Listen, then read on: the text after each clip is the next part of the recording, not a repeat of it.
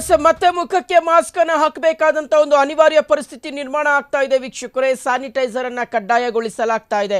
Social distance ಅನ್ನಂತೂ ಮರಿಲೇಬೇಡಿ. ಯಾಕೆಂದ್ರೆ ಒಂದು ಸ್ವಲ್ಪ ನಾವು ನಿರ್ಲಕ್ಷ್ಯ ವಹಿಸಿದ್ರು ಸಹ, ಬೇಜವಾಬ್ದಾರಿತನವನ್ನು ತೋರಿಸಿದ್ರು ಸಹ ಮುಂದಿನ ದಿನಗಳಲ್ಲಿ ಅದರ ಪರಿಣಾಮ ನಾವು ಎದುರಿಸಬೇಕಾಗುತ್ತೆ. ಯಾಕೆಂದ್ರೆ ಮುಖ್ಯಮಂತ್ರಿ ಸಿದ್ದರಾಮಯ್ಯನವರೇ ಖುದ್ದು ಅವರೇ ಮಾಸ್ಕ್ ಅನ್ನು ಹಾಕಿದ್ದಾರೆ. ರಾಜ್ಯದ ಜನರೇ ನೀವು ಕೂಡ ಮಾಸ್ಕ್ ಅನ್ನು ಹಾಕ್ಕೊಂಡು ಓಡಾಡಿ.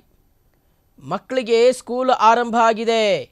ಪೋಷಕರೇ ಹುಷಾರಾಗಿರಿ. ಯಾಕೆಂದರೆ 3 ಜನ ಮಕ್ಕಳಲ್ಲಿ ಇಲ್ಲಿಯವರೆಗೆ 3 ಮಕ್ಕಳಿಗೆ ಕೊರೋನಾ ಕೇಸ್ ದೃಢಪಟ್ಟಿದೆ. ಮಕ್ಕಳಿಗೆ ಮಾಸ್ಕನ್ನು ಕಡ್ಡಾಯವಾಗಿ ಹಾಕಿ ಸ್ಯಾನಿಟೈಸರನ್ನು ಬಳಸೋದಕ್ಕೆ ಹೇಳಿ ಸ್ಕೂಲ್ಗೆ ಕಳಿಸಿ.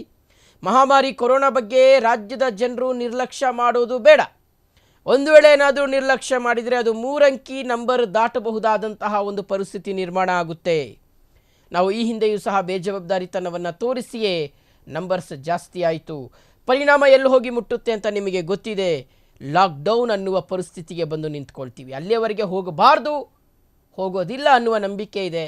ಆದರೆ ಅದೆಲ್ಲದಕ್ಕೂ ನಾವೆಲ್ಲರೂ ಸಹ ಕೈ ಜೋಡಿಸಬೇಕಾಗಿದೆ. ಆ ನಂಬರ್ ಜಾಸ್ತಿ ಆಗದ ನಿಟ್ಟಿನಲ್ಲಿ ಲಾಕ್ಡೌನ್ವರೆಗೆ ಹೋಗದ ನಿಟ್ಟಿನಲ್ಲಿ ರಾಜ್ಯ ಸರ್ಕಾರ ಒತ್ತಡಕ್ಕೆ ಸಿಲುಕಾಕೊಳ್ಳುತ್ತೆ. ಒಂದು ವೇಳೆ ಏನಾದರೂ ನಂಬರ್ಸ್ ಜಾಸ್ತಿ ಆದರೆ ರಾಜ್ಯ ಸರ್ಕಾರ ಒತ್ತಡಕ್ಕೆ ಸಿಲುಕಾಕೊಳ್ಳುತ್ತೆ.